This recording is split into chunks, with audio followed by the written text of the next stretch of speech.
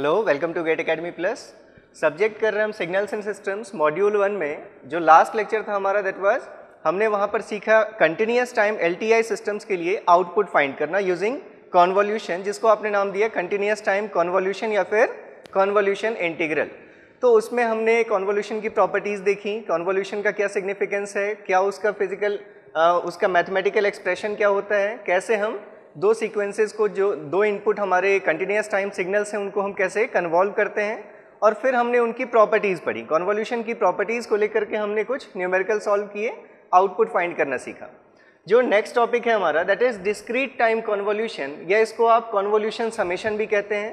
तो आज हम डील करेंगे कि अगर कोई डिस्क्रीट टाइम एलटीआई सिस्टम है तो उसके लिए भी जो हमारा आउटपुट होगा, सपोज हमने ये कोई डिस्क्रीट टाइम एलटीआई सिस्टम लिया, यहाँ भी डेफिनेशन बिल्कुल सेम है कि अगर ये कोई डिस्क्रीट टाइम एलटीआई सिस्टम है, एलटीआई सिस्टम है कैसा, डिस्क्रीट टाइम, और अगर आपको इस सिस्टम के लिए इसका इम्पल्स रिस्पॉन्स नोन है, मतलब जैसे वहाँ पर एच ऑफ टी अगर नोन हो तो किसी भी दूसरे इनपुट के लिए हम आउटपुट बता सकते थे। सिमिलरली यहाँ भी अगर आपको इसका impulse response h of n known है तो किसी भी arbitrary input x of n के लिए आप इस सिस्टम का आउटपुट बता सकते हैं y ऑफ n, और सेम यहाँ भी हम वैसे ही लिखते हैं कि y of n is given as convolution of input with impulse response that is x of n convolved with h of n। तो यहाँ पर भी जो हम ये कॉन्वोल्यूशन सिंबल को अब रिप्रेजेंट करेंगे मैथमेटिकली, अब ये जो दोनों सीक्वेंसेस हैं ये कंटिन्यूस टाइम सीक्वेंसेस नहीं है। कैसे सीक्वेंसेस हैं? डिस्क्रीट टाइम सीक्वेंसेस हैं। तो इसलिए यहाँ पर हम इंटीग्रेशन यूज़ नहीं करके हम यूज़ करेंगे समेशन, और इसलिए आप इस डिस्क्रीट टाइम कॉन्वोल्यूशन को और नाम देते हैं कॉन्वोल्यूशन सम या फिर कॉन्वोल्यूशन समेशन। लीनियर समेशन भी, लीनियर कॉन्वोल्यूशन भी हम यहाँ पर इसको नाम देते हैं। तो y of n is equals to लिखते हैं आप y of n is equals to summation k is equals to minus infinity to plus infinity x of k h of n minus k। देखिए अगर आप इसको कंपेयर करें जो हमने लास्ट टाइम लिखा था कंटिन्यूस टाइम सिस्टम्स के लिए, y of t is equals to integration from minus infinity to plus infinity x of t into x of tau h of t minus tau d tau. Exactly आपको same expression दिख रहा है। यहाँ पर भी हमने तीन ऑपरेशंस परफॉर्म किए हैं। अगर आप इस सिग्नल को देखें जिसको हमने h ऑफ n माइनस के लिखा है, इसको आप फिर से क्या समझ सकते हैं, क्या लिखा हुआ है, h ऑफ माइनस के प्लस n लिखा हुआ है। तो सबसे पहले हमने जो बेस n था उस बेस को n से चेंज करके k किया है। एक सिग्नल में सिर्फ बेस चेंज किया है, दूसरे सिग्नल में हमने क्या किया है, बेस को n से चेंज करके k किया है, उस पर टाइम रिवर्सल लिया है और एक शिफ्ट भी प्रोवाइड किया है, कितने का, n का। तो ये हमारा बाय डेफिनेशन जब हमें कैलकुलेट करना होगा तो हम इस फॉर्मूले को यूज़ करेंगे। ठीक है, इसके बाद जितनी भी प्रॉपर्टीज़ आपने कॉन्वोल्यूशन में देखी हैं इन कंटिन्यूस टाइम केस, अब उनको हम दोबारा यहाँ पर डील नहीं करेंगे। एग्जैक्टली वो यहाँ भी वैसे ही हैं। मीन्स अभी भी जो हमारा डिस्क्रीट टाइम कॉन्वोल्यूशन होगा ये भी कम्यूटेटिव लॉ को फॉलो करेगा। मतलब हम इसको ऐसे लिखें या हम चाहें तो इसकी वैल्यू ऐसे भी लिख सकते थे, summation k is equals to minus infinity to plus infinity h of k x of n minus k। मतलब आप शिफ्टिंग और रिवर्सल आप चाहें तो x पर ले सकते हैं, चाहे तो h फंक्शन पर ले सकते हैं। जो फंक्शन आपको इजी दिख रहा है उस पर आप रिवर्सल और शिफ्टिंग अप्लाई कीजिए। मतलब इसको हम कह सकते हैं कि y of n will be either x of n convolved with h of n, और it may be written as h of n convolved with x of n। ये दोनों वैल्यूज जो होंगी वो सेम होंगी। फिर जैसे वहाँ पर आपने देखा था कि कन्वोल्यूशन एसोसिएटिव प्रॉपर्टी को फॉलो करता है, मीन्स हम ऑर्डर ऑफ कन्वोल्यूशन चेंज कर सकते हैं, वो यहाँ भी वैलिड है। जैसे वहाँ आपने डिस्ट्रीब्यूटिव प्रॉपर्टी देखी थी कि अगर एक सिग्नल एक से ज़्यादा पार्ट्स में बटा हुआ है और उसको आपको कन्वॉल्व करना है तो आप बारी बारी से मल्टीप्लाई कन्वॉल्व कर सकते हैं, वो यहाँ भी वैलिड है। और भी जितनी आपने चीज़ें देखी थी कि किसी भी सिग्नल का इम्पल्स फंक्शन के साथ कन्वोल्यूशन सेम सिग्नल देगा, यहाँ भी वैलिड है। लीनियरिटी बेस्ड प्रॉपर्टी कि अगर एक पर हम लीनियर ऑपरेशन परफॉर्म करें तो आउटपुट में भी वो ऑपरेशन परफॉर्म होगा, अभी भी वैलिड है। शिफ्टिंग अगर आपने किसी एक सिग्नल पर यहाँ पर शिफ्ट ले लिया तो वो शिफ्ट हमारा आउटपुट में भी आ जाएगा। ये सभी चीज़ें अब हम दोबारा डील नहीं करेंगे, उनको हम अब यूज़ करेंगे। तो पहले जैसे हमने वहाँ बाय डेफिनेशन एक दो सिग्नल्स के लिए कन्वॉल्व करना सीखा था, बिल्कुल वैसे ही अब हम एक दो एलिमेंट्री सिग्नल्स को पहले बाय डेफिनेशन हम सॉल्व करेंगे उनके लिए कॉन्वोल्यूशन, और फिर हम प्रॉपर्टीज़ को यूज़ करके इनमें आगे और क्वेश्चंस देखेंगे। तो सपोज हमने अगर अपना फर्स्ट क्वेश्चन ले लिया, late x of n is u of n and h of n is again equals to u of n। देखिए जो कॉन्वोल्यूशन के प्रॉब्लम्स हैं जब आप एग्ज़ाम में सॉल्व कर रहे होंगे तो आपने एक चीज़ देखी है, जैसे अगर ये कोई कंटिन्यूस टाइम LTI सिस्टम है जिसके लिए आपने h of t लिखा, यहाँ से x of t लिखा इनपुट, और इसके लिए आपने yt आउटपुट जब लिखा तो yt के लिए आउटपुट आपने क्या लिखा, x of t convolve with h of t। आप ये भी जानते हैं कि अगर हम इम्पल्स रिस्पॉन्स का ट्रांसफॉर्म ले लें तब जो हमें चीज़ मिलती है दैट इज, अगर हमने कंटिन्यूस टाइम सिस्टम है लैप्लास ट्रांसफॉर्म ले लिया तो क्या मिलेगा, h of s। इसी चीज़ को आप क्या बोलते हैं, ट्रांसफर फंक्शन। अगर हम इनपुट का लैप्लास ले लें तो xt का लैप्लास क्या होगा, x of s से अगर हमने रिप्रेजेंट किया, और yt के लैप्लास को अगर आपने y of s से रिप्रेजेंट किया तो y of s is equals to क्या लिखते हैं आप, ट्रांसफर फंक्शन की definition Laplace of output upon Laplace of input under initial conditions equals to 0। तो मतलब जो y of s है, इस जो h of s है हमारा ट्रांसफर फंक्शन, इसकी वैल्यू होती है y of s upon x of s। तो यहाँ से अगर आप y of s की वैल्यू लिखेंगे तो क्या वैल्यू होगी, x of s into h of s। तो देखिए हमारे पास ये दो डोमेन्स में आउटपुट्स हैं।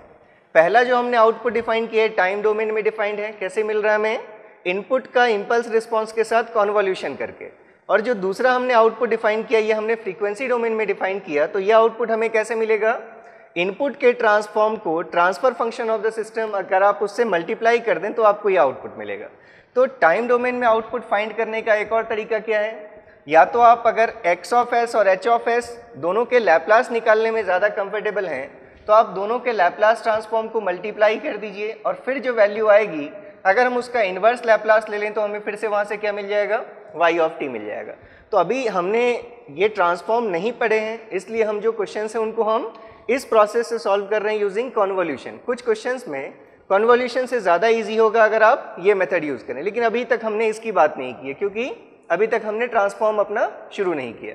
तो अभी हम टाइम डोमेन में चल रहे हैं, और अगर हमने एक डिस्क्रीट टाइम LTI सिस्टम लिया जिसके लिए हम इनपुट अप्लाई कर रहे हैं u of n, और उस सिस्टम के लिए जो इम्पल्स रिस्पॉन्स है अगर उसकी वैल्यू भी कितनी है, u of n, ठीक है। तो इसके लिए हमें आउटपुट देखना है, तो y of n is equals to, फिर से क्या लिखेंगे आप, x of n convolve with h of n। देखिए जब भी डिस्क्रीट टाइम सिस्टम्स होते हैं, डिस्क्रीट टाइम सिग्नल्स होते हैं, तो उनके रिप्रेजेंटेशन में हम ये ब्रैकेट यूज़ करते हैं, ठीक है। अगर मैं कभी जल्दी में अगर मैं स्मॉल ब्रैकेट भी ले लूँ तो आप अगर एग्जाम में कन्वेंशनल पेपर अगर आप दे रहे हैं तो ज़रूर आप इन चीज़ों को केयर करेंगे, ठीक है। तो ये जो वैल्यू होगी, ये अभी हमने देखा ये वैल्यू क्या होगी, दोनों सिग्नल सेम है तो किसी पर भी रिवर्सल और शिफ्टिंग अप्लाई करें वो सिमिलर ही आपके लिए रहेगा। तो summation k is equals to minus infinity to infinity x of k h of n minus k, ठीक है। मतलब हमें ये दो सिग्नल्स पहले तो फाइंड करने पड़ेंगे कि x of k सीक्वेंस कैसा होगा और h of n minus k sequence कैसा होगा। तो हमारे पास गिवन है, given x of n is u of n, therefore यहाँ से अगर हम देखें तो हम कह सकते हैं कि x of k जो होगा वो कैसा होगा, u of k होगा, ठीक है। मतलब जैसे आप un सिग्नल रिप्रेजेंट करते हैं, अगर सपोज हम ये u of n signal represent करते तो हम ये एक्सिस n की शो करते और यहाँ पर हम u of n लिखते, लेकिन अब हम k के रिस्पेक्ट में कर रहे हैं तो ये k और ये हमने लिखा x of k that is equals to u of k, ठीक है। वैल्यू कैसी होती है स्टेप सीक्वेंस की, जो 0 से शुरू होकर इन्फिनिटी तक एग्जिस्ट करती है और सारे सैंपल्स की वैल्यू कितनी होती है 1। ये सब हम एलिमेंट्री सिग्नल्स में देख चुके हैं, डिस्क्रीट टाइम एलिमेंट्री सिग्नल्स में ये सभी जो सैंपल्स हैं इनकी वैल्यू 1 है from k is equals to 0 to infinity, ठीक है। ये अप टू इन्फिनिटी हमारा एक्सटेंडेड है सीक्वेंस। k की वैल्यूज अब लिख रहे हैं क्योंकि हमारी जो एक्सेस है वो हमने k कर दी है, तो u of k है हमारा x of k, ये सिग्नल देख लिया आपने। अब अगर हमारे पास गिवन है h of n is equals to again u of n, therefore यहाँ से जो h of k होगा वो भी क्या वैल्यू होगी, u of n minus h of, अगर हम n माइनस k हमें फाइंड करना है तो h of n minus k is equals to u of n minus k. और इस u ऑफ n माइनस के का मतलब आप समझते हैं कि ये क्या वैल्यू है, u ऑफ माइनस के प्लस n। फिर से आप रिकॉल कीजिए, ये ऐसा ही सिग्नल है जैसा हमने सिग्नल ड्रॉ किया था अगर कि u of minus n plus n not. ये सीक्वेंस आपने देखा था दो केसेस में, जैसा हमने कंटिन्यूअस के केस में भी देखा था कि n नॉट पॉजिटिव भी हो सकता है और n नॉट ये जो शिफ्टिंग है वो नेगेटिव भी हो सकती है। तो हमने दो केसेस में ये सीक्वेंस ड्रॉ किया था। दोनों ही केसेस में जो सीक्वेंस स्टार्ट हो रहा था वो माइनस इन्फिनिटी से स्टार्ट हो रहा था, लेकिन जो एंड पॉइंट था अगर n नॉट पॉजिटिव है तो पॉजिटिव साइड में n नॉट पे सीक्वेंस एंड होगा, और अगर आपने शिफ्ट n नॉट नेगेटिव लिया था तो वहाँ पर वो n टेंड्स टू n की नेगेटिव वैल्यू के लिए ही वो चीज़ एंड हो जा रही थी। तो अगर आप इस सिग्नल को फिर से ड्रॉ करेंगे तो हम दो केसेस में इस सिग्नल को ड्रॉ करेंगे। सपोज हमने ये सिग्नल लिया k के रिस्पेक्ट में, it is h of n minus k that is u of n minus k. अगर हम ये n टेंड्स टू, अगर जो हम n ले रहे हैं शिफ्ट, अगर हम ये शिफ्ट लेस देन 0 के लिए ड्रॉ करेंगे तो ये चीज़ माइनस इन्फिनिटी से शुरू होकर सारे सैंपल्स की वैल्यू 1 और ये कहाँ एंड हो जाएगी, नेगेटिव साइड में ही कहीं n पर ये सीक्वेंस हमारा एंड हो जाएगा। और अगर हम इसी सीक्वेंस को ड्रॉ करते k के रिस्पेक्ट में, अगर हम ड्रॉ करते h of n minus k that is u of n minus के, ये जो हमने ड्रॉ किया it is for n less than 0, और अगर हम n ग्रेटर देन और इक्वल्स टू 0 के लिए ड्रॉ करें तो ये जो हमारा सीक्वेंस होगा ये भी अभी भी स्टार्ट होकर माइनस इन्फिनिटी से ही आ रहा होगा, लेकिन अब जो ये टर्मिनेट होगा ये पॉजिटिव साइड में जाकर टर्मिनेट होगा। मीन्स अब ये सीक्वेंस आपको माइनस इन्फिनिटी से कहाँ तक मिलेगा, n तक, और n अब आपका पॉजिटिव साइड में एग्जिस्ट कर रहा होगा। ये सभी सैंपल्स अभी भी इनकी वैल्यूज़ कितनी हैं, ये सारे सैंपल्स की वैल्यूज़ भी 1 है। जैसा आपने कंटिन्यूअस केस में लिया था बिल्कुल वैसा ही चल रहे हैं हम, कोई भी डिफरेंस नहीं है। तो यहाँ पर आपको ज़्यादा कुछ कॉम्प्लेक्स दिखने की ज़रूरत नहीं है, जैसा हमने लिया था बिल्कुल वैसे ही हम ये दो सिग्नल्स हमने फाइंड किए। ये सिग्नल तो हमेशा ऐसा है x of k that is u of k। इस सिग्नल की value for n less than 0 ऐसी होगी और फॉर n ग्रेटर देन 0 ये सिग्नल हमारा ऐसा होगा। तो अब अगर हम अपना आउटपुट देखें फॉर y ऑफ n, अगर हम देख रहे हैं फॉर n लेस देन 0, मतलब इस सिग्नल की वैल्यू अगर हम n लेस देन 0 पर देखें तो ये हमारा सिग्नल, इन दोनों को आपको मल्टीप्लाई करना है और उसका समेशन लेना है। जब भी मल्टीप्लाई करेंगे इन दोनों में से एक भी सिग्नल अगर 0 है तो हमें रिजल्ट 0 मिलेगा, मतलब मल्टीप्लिकेशन का रिजल्ट हमें नॉन ज़ीरो वहीं मिलेगा जहां साथ में दोनों सिग्नल्स एग्जिस्ट कर रहे हो। लेकिन फिर से क्या हो रहा है, ये सिग्नल जब एंड हो गया उसके बाद ये सिग्नल शुरू हो रहा है, मतलब इन दोनों का प्रोडक्ट हमें कभी भी 1 नहीं मिलेगा, और उसका हम समेशन लेंगे 0 का तो भी समेशन की वैल्यू क्या मिलेगी, 0। तो इसलिए आप कह सकते हैं कि y of n is equals to 0 for n less than 0। ठीक है, अब अगर हम n ग्रेटर देन 0 के लिए देखें तो n ग्रेटर देन 0 पर ये सिग्नल तो माइनस इन्फिनिटी से शुरू होकर आ रहा है, ये पॉइंट है हमारा k इज इक्वल्स टू 0 का पॉइंट। अब अगर हम n ग्रेटर देन 0 के लिए देख रहे हैं तो ये सिग्नल k इक्वल्स टू 0 से शुरू हो रहा है और ये सिग्नल माइनस इन्फिनिटी से लेकर n तक है। तो इन दोनों के बीच में कॉमन एरिया कहाँ से कहाँ तक है, 0 के बाद ये भी सिग्नल एग्जिस्ट करेगा और 0 के बाद ये भी सिग्नल एग्जिस्ट करेगा। ये तो कहाँ तक करेगा, इन्फिनिटी तक, लेकिन ये कहाँ पर टर्मिनेट हो जाएगा, n तक। तो इसलिए जो हमारे समेशन का हम इंटीग्रल लेंगे ये दोनों साथ में कहाँ से कहाँ तक एग्जिस्ट कर रहे हैं, फ्रॉम 0 टू n। तो इसलिए अब आप y ऑफ n की वैल्यू लिख सकते हैं summation k is equals to 0 to n। उस बीच में ये जो हमारा सिग्नल है इस सिग्नल की वैल्यू भी, जितने भी सैंपल्स हैं सारे सैंपल्स की वैल्यूज़ 1 है और इसके भी सारे सैंपल्स की वैल्यूज़ 1 है। तो आप क्या लिखेंगे, इन दोनों की वैल्यूज़ 1 एंड 1, और दोनों का प्रोडक्ट भी जो होगा वो क्या होगा, 1 होगा। तो हमने देखा था जब हम समेशन के लिए कुछ स्टैंडर्ड रिजल्ट्स हमने लिखे थे तो summation 0 to n 1 to the power n और सिंपली 1, इस समेशन का रिजल्ट क्या होता है, it is equals to n plus 1। ये किसके लिए आया, फॉर n ग्रेटर देन और इक्वल्स टू 0 के लिए। तो हमारे पास आउटपुट के लिए अब ये वैल्यू आ गई कि आउटपुट 0 होगा अगर हम n लेस देन 0 पर देखेंगे, और आउटपुट की वैल्यू n प्लस 1 होगी किसके लिए? फॉर n ग्रेटर देन और इक्वल्स टू 0। तो अब अगर हम इसको प्लॉट करना चाहें, जो हमारा आउटपुट है y of n it is equals to 0, n less than 0 and it is equals to n plus 1 for n greater than और इक्वल्स टू 0। अगर आप इसको प्लॉट करेंगे, सपोज हम ये y ऑफ n प्लॉट कर रहे हैं with respect to n less than 0 पर वैल्यू 0 है, 0 से वैल्यू स्टार्ट होगी। अगर हम यहाँ n की वैल्यू 0 पुट कर दें तो क्या वैल्यू मिलेगी हमें?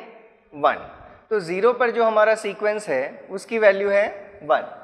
1 पर ये value 1 plus 1 that is n is equals to 1 पर ये वैल्यू आपको मिलेगी 2। ये n इज इक्वल्स टू 0, 1, यहाँ अगर हम 2, 3, 4 इन सभी वैल्यूज़ को अगर हम एनालाइज करना चाहें तो 2 पर क्या वैल्यू मिलेगी? n plus 1, 2 plus 1 that is 3, 3 पर ये वैल्यू क्या मिलेगी? 3 plus 1 that is 4 and so on. अब अगर आप इस सिग्नल को देखें तो क्या कह सकते हैं हम? देखिए, अगर आप बहुत ब्रॉड वे में लिखना चाहें तो y of n that is equals to, अगर हम लिखना चाहें n प्लस 1, ये जो एक्चुअल वैल्यू है इसकी वो क्या है? अगर ग्रेटर देन और इक्वल्स टू 0 के लिए एग्जिस्ट कर रहा है तो इसको हम क्या कह सकते हैं? n plus 1 un। जो r ऑफ n सिग्नल होता है उसकी वैल्यू होती है n un। तो जो actual r of n plus 1 होगा उसकी वैल्यू के लिए क्या होना चाहिए था? n plus 1 into u of n plus 1। लेकिन अगर आप देखें इस सिग्नल का जो पैटर्न है, अगर आप r of n plus 1 draw करें, अगर आप सिग्नल r ऑफ n देखेंगे तो r ऑफ n सिग्नल कैसा होता है? ये ऐसी वैल्यूज होती हैं। n के रिस्पेक्ट में ये हमारा सिग्नल है r ऑफ n, जिसकी वैल्यू किसके बराबर होती है? n un के बराबर होती है। 0 के बाद एग्जिस्ट करेगा या 0 से एग्जिस्ट करेगा, n की वैल्यू जितनी होगी उतनी ही सिग्नल की वैल्यू होगी। मतलब ये जो पॉइंट्स हैं, ये पॉइंट्स कैसे हैं? n इज इक्वल्स टू 1, 2, 3, 4 पर वैल्यूज भी 1, 2, 3, 4 हैं। अगर आप इसको 1 से शिफ्ट कर देते, अगर आप r of n plus 1 draw करते तो ये सभी वैल्यूज 1 से शिफ्ट होकर कैसी दिखती है आपको? ऐसा ही सिग्नल मिलता।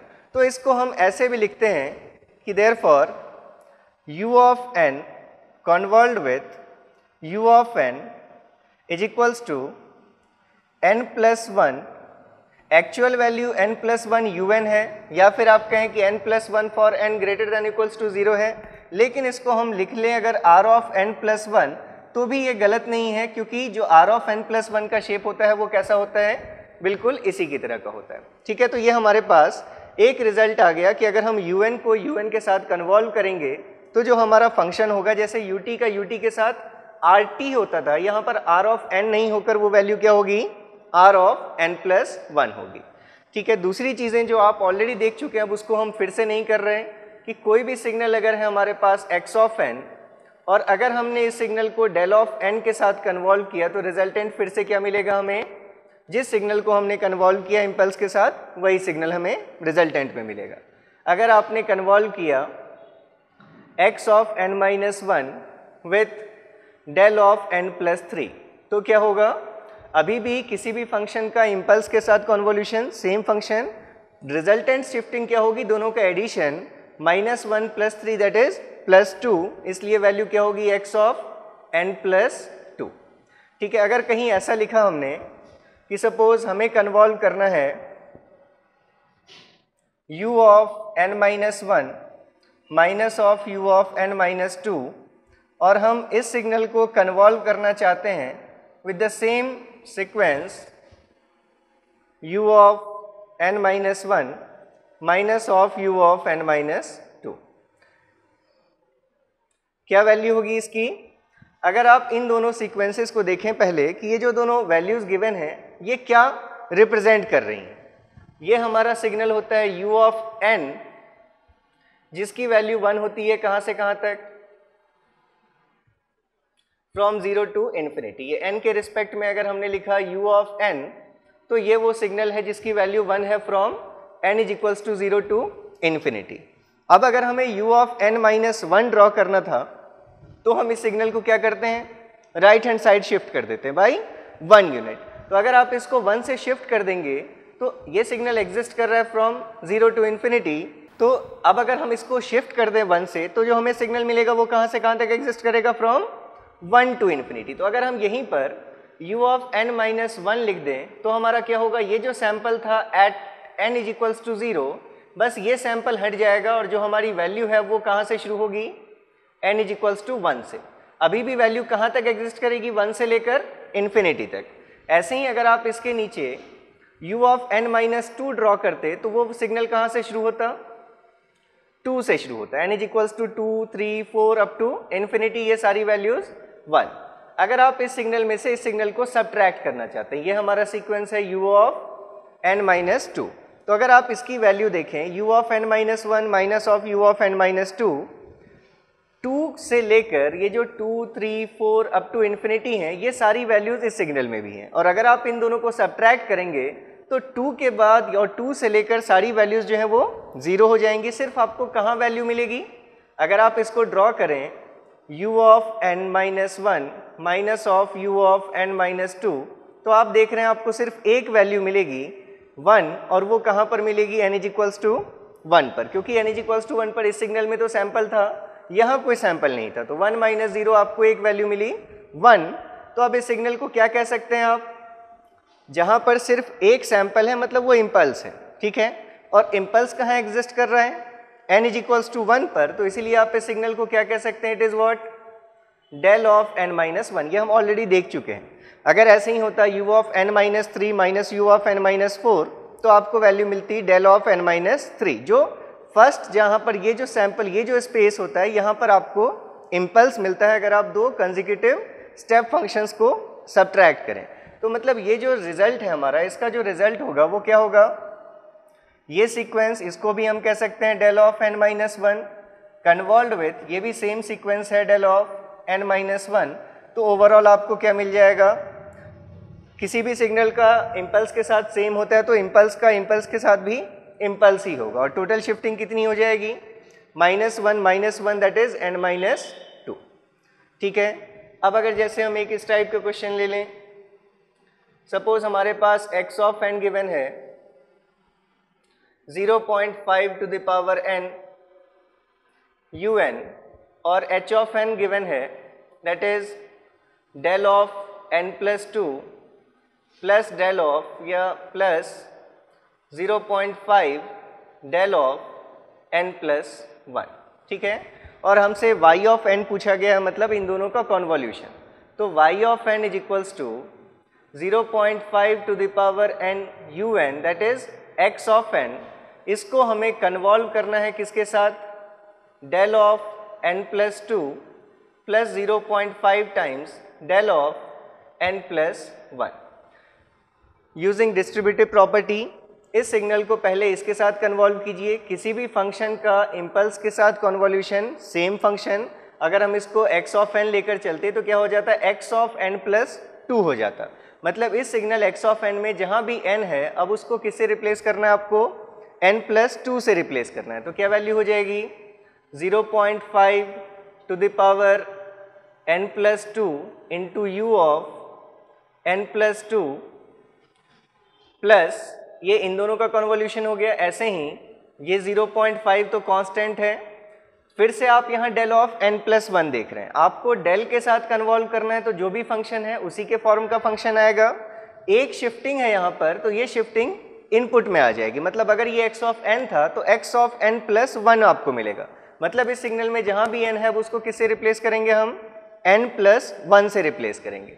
तो अगर आप इसको n प्लस 1 से रिप्लेस कर दें तो 0.5 to the power n plus 1 u of n plus 1, ठीक है। अब देखिए इसको अगर हम और लिखें तो ऐसे लिख सकते हैं 0.5 to the power n plus 2 u of n plus 2, और यहाँ टोटल 0.5 का पावर n प्लस 1 यहाँ से है और एक पावर यहाँ है, मतलब ओवरऑल यहाँ पर भी जो वैल्यू है वो 0.5 का पावर n प्लस 2 ही है, n प्लस 1। दैट इज अगर आप चाहें तो 0.5 to the power n plus 2 अगर कॉमन ले लें तो ये वैल्यू जो मिल जाएगी वो आपको u of n plus 2 plus u of n plus 1 मिल जाएगी। तो इस टाइप से आप सीक्वेंसेस को अगर इम्पल्स के साथ कन्वॉल्व कर रहे हैं तो उसका रिजल्टेंट आपको सेम फंक्शन के फॉर्म में मिलेगा।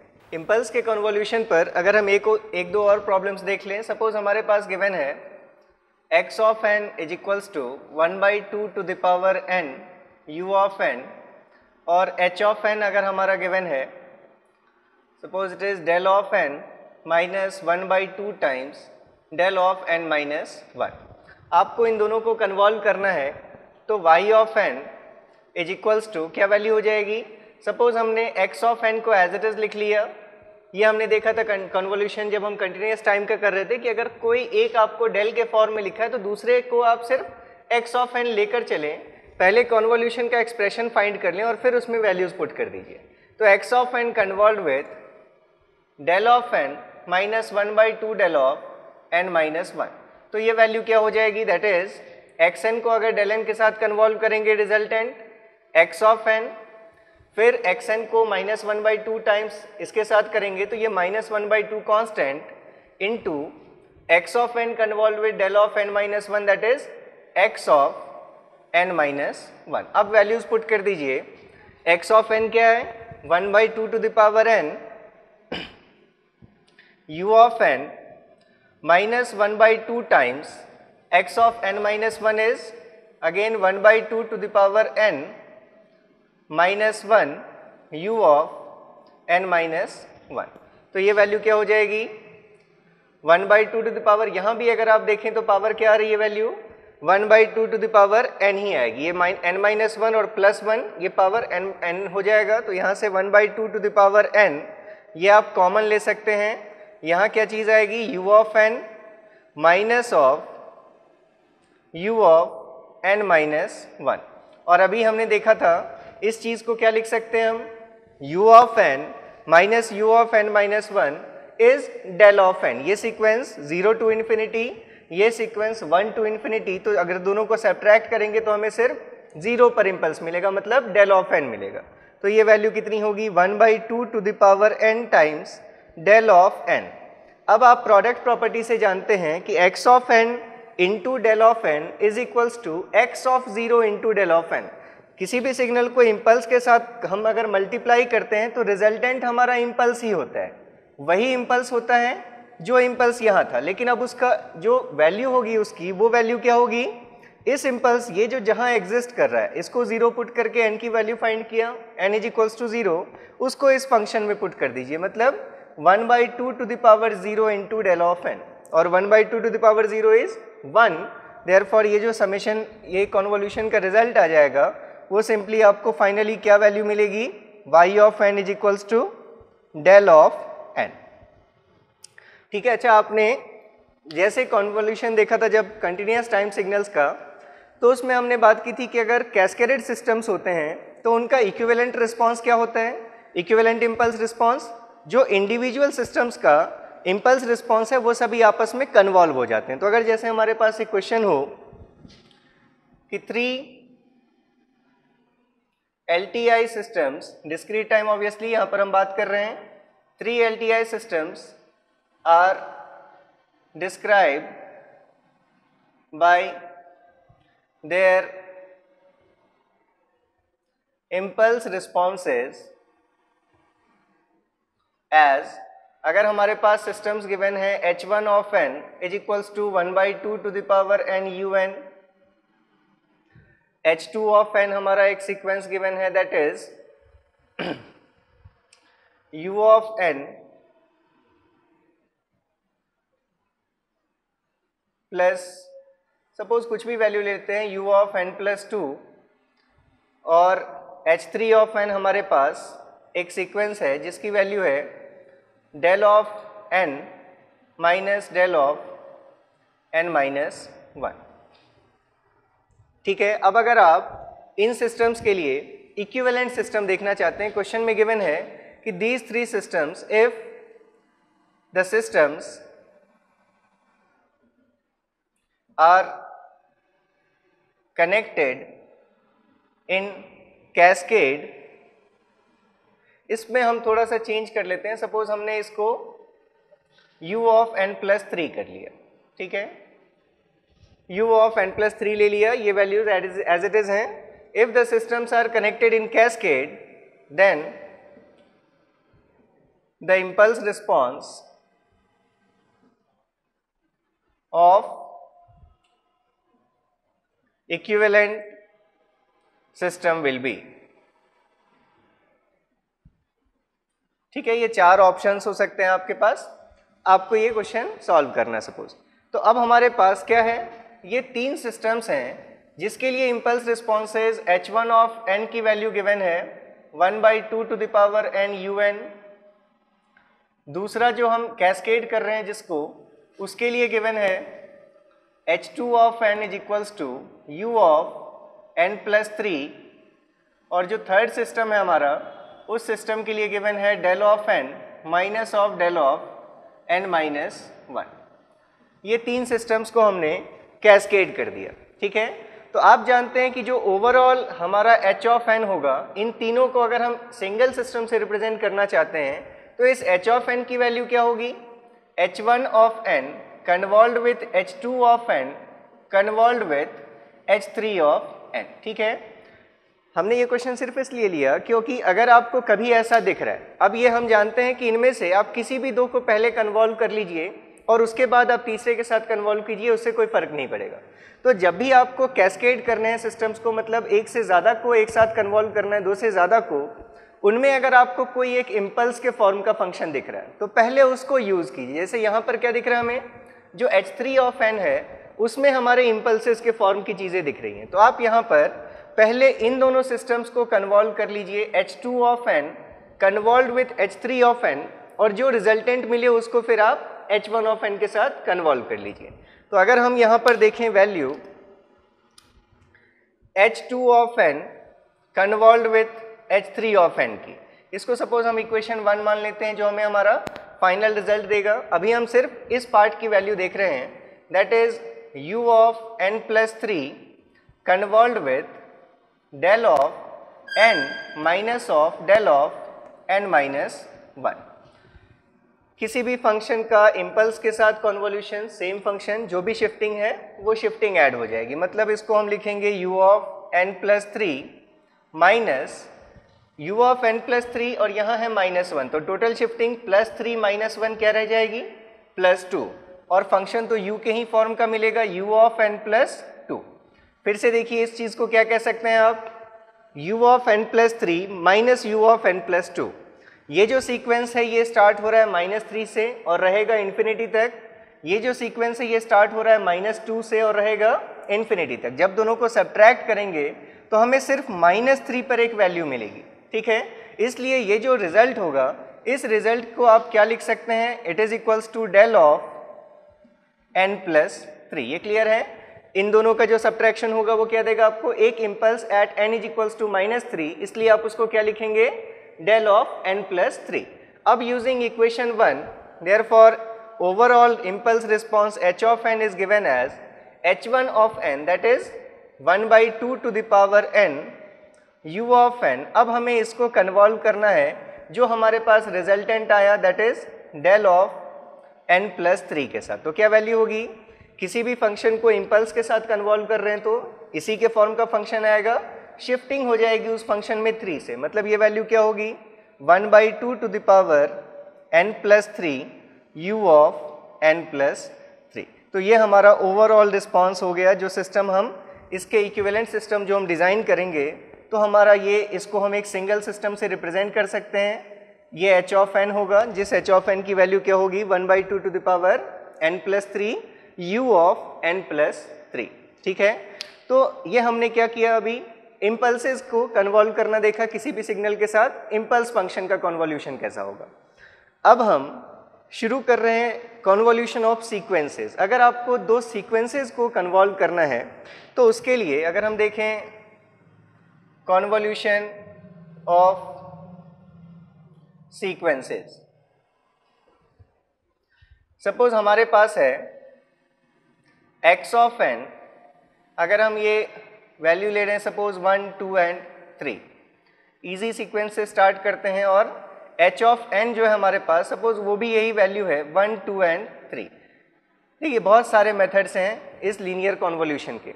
सबसे फर्स्ट मेथड अगर हम देखें, जो हर केस में है लेकिन वो थोड़ा सा लेंदी हो सकता है, लेकिन अगर कहीं कोई मेथड समझ में नहीं आए, जब कोई मेथड आपको लग रहा है कि नहीं इससे पता नहीं हो पाएगा, बड़ा सीक्वेंस है या कुछ भी, तो आप ये मेथड तो हमेशा एक आपके पास रहेगा ही, लेकिन ये यूज़ करना वो सही नहीं है, मतलब वो आपके लिए टाइम कंज्यूमिंग होगा। तो मेथड 1 अगर हम देखें तो x ऑफ n जो हमारे पास सीक्वेंस है, ये 1 2 3 का मतलब क्या है, ओरिजिन पर वैल्यू 1 है, n इज इक्वल्स टू 1 पर 2 है और ये वैल्यू 3 है। n के रिस्पेक्ट में ये आप x ऑफ n देखें, या यही सेम चीज़ हमारी h ऑफ n भी गिवन है, वैल्यूज़ कितनी है 1 2 एंड 3, ये ओरिजिन को शो करता है। n इज इक्वल्स टू 0 पर value 1, n is equals to 1 पर 2 और n इज इक्वल्स टू 2 पर 3 है। अब ये जो तीन चीज़ें आपको दिख रही हैं अपने आप में, ये तीनों क्या हैं, इम्पल्सेज हैं। ये impulse n is equals to 0 पर एग्जिस्ट कर रहा है, ये 1 पर एग्जिस्ट कर रहा है, ये 2 पर एग्जिस्ट कर रहा है। तो आप अगर चाहें तो xn को क्या लिख सकते हैं, ये जो इम्पल्स है इसका रिप्रेजेंटेशन क्या लिखेंगे, डेल ऑफ n, क्योंकि n इज इक्वल्स टू 0 पर एग्जिस्ट कर रहा है और वैल्यू कितनी है 1, तो पीछे हमने लिखा 1, या आप कुछ नहीं लिखते, प्लस ऐसे ही इस इम्पल्स को क्या लिखेंगे 2 times del of n minus 1 plus 3 times del of n minus 2। ये जो इम्पल्स है 2 पर एग्जिस्ट कर रहा है, इसलिए function del of n minus 2, और वैल्यू कितनी है 3, इसलिए हमने इस टाइप की वैल्यूज लिख ली।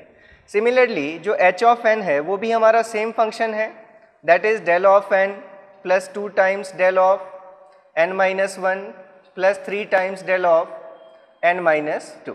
अब आपको इन दोनों को कन्वॉल्व करना है, दोनों में सिर्फ कौन से फॉर्म के फंक्शंस मिलेंगे, आपको सिर्फ इम्पल्सेस मिलेंगे। तो अगर आप इसको अब फाइनली आउटपुट लिखना चाहते हैं yn, इन दोनों का कन्वॉल्यूशन, तो बारी बारी से कन्वॉल्व कीजिए डिस्ट्रीब्यूटिव प्रॉपर्टी से, इसको इसके साथ, इसके साथ, इसके साथ, फिर ऐसे ही आपको 9 टर्म्स मिलेंगे। ठीक है, तो वैल्यू देखिए क्या होगी, डेल एन का डेल एन के साथ convolution del n plus 2 del of n minus 1 plus 3 del of n minus 2।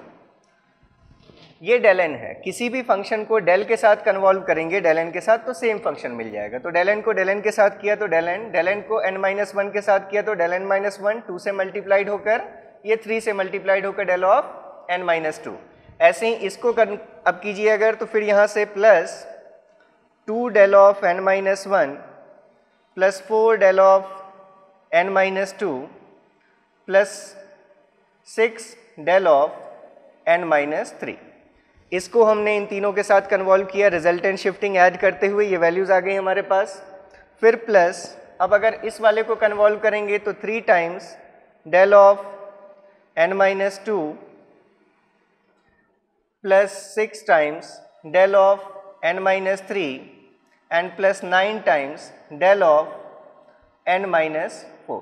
ठीक है, ये हमारे पास ओवरऑल ये वैल्यू आ गई। अब इसमें से जो टर्म्स रिपीटेड हैं, जैसे 2 del n minus 1 plus 2 del n minus 1, मतलब ये टोटल क्या हो जाएगा 4 डेल n माइनस 1, मतलब अगर हम लिख ही लें इसको भी तो डेल n प्लस ये 2 del n minus 1 2 del n minus 1 that is 4 del of n minus 1, n minus 2 के कोफिशिएंट्स देख लीजिए, 3 del n minus 2 plus 4 del n minus 2 plus 3 means 3 plus 4 7 plus 3 10 del of n minus 2। इस type से आप देख लीजिए n minus 3 और n minus 4 के भी कोफिशिएंट्स आ जाएंगे। तो एक तो हमारा ये मेथड हो गया कि जो भी गिवन सीक्वेंसेस हैं दोनों को इम्पल्सेस के फॉर्म में एक्सप्रेस कर लीजिए, फिर उसके बाद कन्वोल्यूशन बिल्कुल सिंपल है। लेकिन ये हमारा बेसिक मेथड नहीं है। अब दो मेथड्स हम देखेंगे। एक मेथड जो बाय डेफिनेशन आपने जैसा लिखा था, जैसे आपने डिफाइन किया था कन्वोल्यूशन को, उसको यूज़ करके हम सीक्वेंसेस को कैसे कन्वॉल्व करते हैं, पहले हम वो देखते हैं। तो अब ये हमारा मेथड 2 है, जिसमें हम लिखते हैं output yn is equals to summation k is equals to minus infinity to infinity x of k h of n minus k। ठीक है, अब हमारे पास जो सीक्वेंसेस हैं, x ऑफ n सीक्वेंस है 1 2 3, n के रिस्पेक्ट में अगर हम x ऑफ k लिखेंगे तो भी वैल्यू 1 2 3 ही लिखेंगे, लेकिन अब वो क्या शो करेगा, k की वैल्यूज को शो करेगा। तो अगर आप यहां से देखें x ऑफ k, तो x ऑफ k क्या है हमारा 1 2 3, ओरिजिन कहां पर है 1 पर। ठीक है, तो जब भी आपको इस मेथड से कैलकुलेट करना है कन्वोल्यूशन, तो आपको क्या करना है, आपकी मर्जी, आप किसी भी एक फंक्शन को, किसी भी एक सिग्नल को, जो भी दो सीक्वेंसेस हैं आपके पास xn और hn, इनमें से किसी भी एक सीक्वेंस को एज इट इज रखिए और दूसरे पर टाइम रिवर्सल लीजिए। ठीक है, जैसे अभी हमने h के ऊपर ये लिखा है h ऑफ n माइनस के, मतलब हम टाइम रिवर्सल किस पर लेने वाले हैं, h पर टाइम रिवर्सल लेने वाले हैं। तो जो हमारा h ऑफ k होता वो h ऑफ k ऐसा ही होता, गिवन है हमारे पास 1 2 एंड 3, लेकिन हमें क्या लेना है, इस पर टाइम रिवर्सल लेना है। तो h ऑफ माइनस k कैसा होगा, ओरिजिन तो यहीं रहेगा 1 पर ही, लेकिन जो ओरिजिन के बाद वाली वैल्यूज थी 2 और 3, ये वैल्यूज कहाँ आ जाएंगी, उसके पहले आ जाएंगी। इसके बाद अब इस सैंपल में कोई वैल्यूज नहीं है। ठीक है, हमने क्या किया, जो भी गिवन सीक्वेंसेस थे उनमें से एक को k के रिस्पेक्ट में एज इट इज लिख दिया, जैसे xn था वैसे xk लिख दिया, दूसरे पर हमने क्या लिया, टाइम रिवर्सल अप्लाई किया। अब अगर हम यहाँ से देखें y ऑफ 0 की वैल्यू, अगर आप y ऑफ 0 देखें, अगर आप n की जगह 0 पुट करेंगे तो y ऑफ 0 की वैल्यू क्या होगी, summation k is equals to minus infinity to infinity x of k into, अगर n की वैल्यू 0 पुट कर दी तो ये वैल्यू क्या होगी, h ऑफ माइनस k। मतलब जो भी करस्पॉन्डिंग सैंपल्स हैं xk में और hk में, उनकी वैल्यूज़ को, करस्पॉन्डिंग वैल्यूज़ को मल्टीप्लाई कीजिए। तो यहाँ से हम देख सकते हैं हमने x ऑफ k और h of minus k find किया है। अगर आप इनको मल्टीप्लाई करेंगे तो इसमें ओरिजिन के पहले कोई वैल्यूज़ नहीं है, मतलब क्या वैल्यूज़ हैं यहाँ ओरिजिन के पहले, 0 एंड 0, ओरिजिन के बाद 2 एंड 3, इसमें ओरिजिन के बाद कोई वैल्यूज़ नहीं है, मतलब 0 0। तो जो मल्टीप्लिकेशन का रिजल्ट होगा वो सिर्फ कहाँ पर मिलेगा, जहाँ पर दोनों वैल्यूज़ हैं, मतलब 1 इंटू 1, तो ये वैल्यू क्या मिल जाएगी आपको, 1, और सभी वैल्यूज़ क्या मिलेंगी, 0, 0 into 3 0, 0 into 2 0, 1 into 1 that is 1, again 2 into 0 0, 3 into 0 0। तो ये हमने सबसे पहले कौन सा सैंपल फाइंड किया, y ऑफ 0। अब सेकेंड फाइंड करने के लिए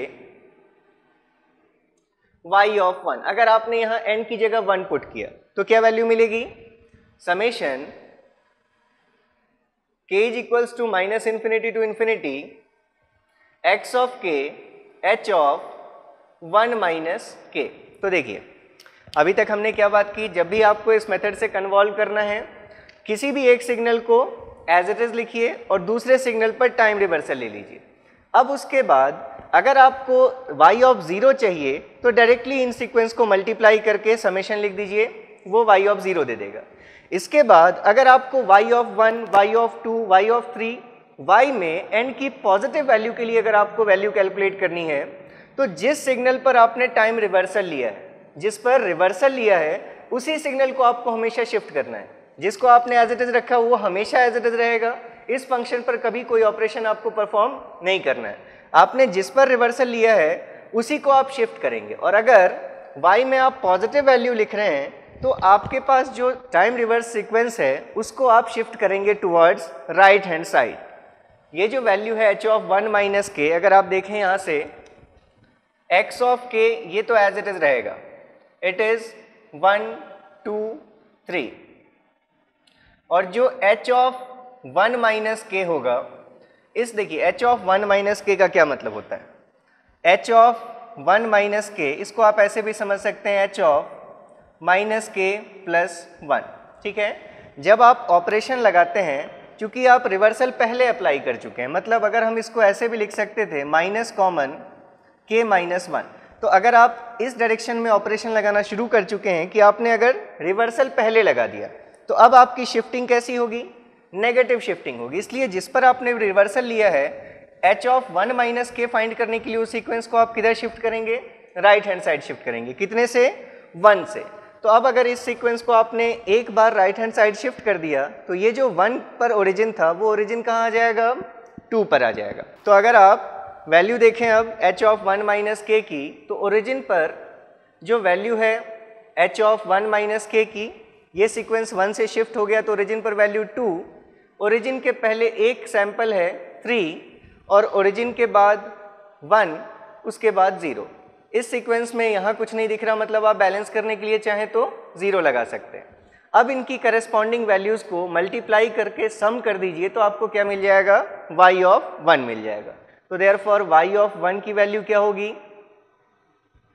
0 into 3 that is 0 plus 2 plus 2 plus 3 that is equals to 3 into 0 that is 0 that will be equals to 4 only. ठीक है। सिमिलरली अगर आप y ऑफ 2 फाइंड करना चाहते हैं, हम एक बार और देख रहे हैं बस, y ऑफ 2 अगर हम लिखते तो हम लिखते summation k is equals to minus infinity to infinity x of k h of 2 minus k, यहाँ पर हमने n की जगह 2 पुट कर दिया। अब फिर से 2 माइनस k फाइंड करने के लिए h of 1 minus k already आप फाइंड कर चुके हैं, या तो आप कहें कि माइनस के सीक्वेंस को 2 बार राइट हैंड साइड शिफ्ट कर दीजिए, या फिर जिस पर आप एक बार शिफ्टिंग कर ही चुके हैं तो इसको एक बार और राइट हैंड साइड शिफ्ट कर दीजिए। तो x ऑफ k तो अभी भी चेंज नहीं हुआ, x ऑफ k में अभी भी वही वैल्यूज़ हैं 1, 2 एंड 3, और h ऑफ 2 माइनस k अगर आप देखेंगे तो h ऑफ 2 माइनस k में इसको अगर हमने एक बार और राइट शिफ्ट कर दिया तो अब ओरिजिन पर जो वैल्यू है वो ओरिजिन पर वैल्यू कितनी है इसमें 3, और इसके बाद वैल्यूज़ हैं 2 एंड 1, और इसके बाद ये जो वैल्यूज़ हैं इसमें नहीं है, इसमें भी नहीं है। ठीक है, लिखने की ज़रूरत नहीं है। तो अब हमारे पास ऐसा सीक्वेंस आ गया। अब ये समेशन लेने के लिए करस्पॉन्डिंग वैल्यूज़ को मल्टीप्लाई करके ऐड कीजिए तो क्या वैल्यू मिलेगी, therefore y of 2 is equals to 1 into 3 that is 3 plus 4 plus 3 that is equals to 10। तो देखिए ये वैल्यूज़ जो है हमारी, यहाँ से भी 3 वैल्यूज़ हमने कैलकुलेट की थी। आउटपुट में n इज इक्वल्स टू 0 पर जो सैंपल होगा उसी को डेल n का मैग्नीट्यूड कितना है 1, मतलब y ऑफ 0 की वैल्यू 1, y ऑफ 1 की वैल्यू n माइनस 1, मतलब ये सैंपल कहाँ है n इज इक्वल्स टू 1 पर। तो y ऑफ 1 की वैल्यू कितनी आई थी 4, y ऑफ 2 की वैल्यू कितनी आई थी 10, वही वैल्यूज़ हमारी वहाँ भी आ रही हैं। ठीक है। अब इसमें अगर हमें y ऑफ माइनस 1 देखना होता, फाइंड कर सकते हैं आप, वैल्यू मिलेगी नहीं, 0 मिलेगी ऑब्वियसली, लेकिन अगर आपको फाइंड करना होता y ऑफ माइनस 1, तो जिस पर आपने टाइम रिवर्सल लिया इसको आप लिखते कैसे, summation k is equals to minus infinity to infinity x of k h of minus 1 minus k, आपने n की जगह पर अब क्या पुट किया, यहाँ पर माइनस 1 पुट किया। तो अगर आप जिस पर आपने टाइम रिवर्सल ले रखा था, अगर आपको y ऑफ 1, 2 कोई भी पॉजिटिव वैल्यू फाइंड करनी होती थी तो जिस पर रिवर्सल लिया उसको किधर शिफ्ट करते थे, राइट हैंड साइड। अब आपको अगर नेगेटिव वैल्यू देखनी है y में तो जिस पर आपने रिवर्सल लिया शिफ्ट हमेशा उसी को करेंगे, लेकिन अब किधर शिफ्ट करेंगे हम, लेफ्ट हैंड साइड। तो अगर आपने वैल्यू लिखी देखिए x ऑफ k, ये तो हमारा ऐसा ही है 1, 2, 3, 1 पर ओरिजिन है। इसके नीचे अगर आप h of minus 1 minus k लिखेंगे तो ये वैल्यू कैसी होगी, इसको अगर एक बार और शिफ्ट कर दिया लेफ्ट तो ओरिजिन कहाँ आ जाएगा 0 पर, मतलब ओरिजिन पर वैल्यू कितनी है 0, और इसके पहले सारी वैल्यूज़ हैं 1, 2 एंड 3, इसमें ओरिजिन के पहले कोई भी वैल्यूज़ नहीं है। तो इसीलिए जो इसका अब करस्पॉन्डिंग प्रोडक्ट होगा, अगर आप इस समेशन की वैल्यू देखेंगे, सारी सामने वाली वैल्यूज़ को अगर आप मल्टीप्लाई करके ऐड करेंगे तो देयरफॉर y ऑफ माइनस 1 की वैल्यू क्या मिल जाएगी 0। ऐसे ही आप -2, -3, -4 भी लेंगे तो ये सीक्वेंस और शिफ्ट होता चला जाएगा लेफ्ट में, और कहीं भी आपको कॉमन वैल्यूज़ नहीं मिलेंगी, एक न एक वहाँ 0 मिलेगा। तो इसलिए सारी नेगेटिव वैल्यूज़ जो होंगी वो क्या होंगी 0।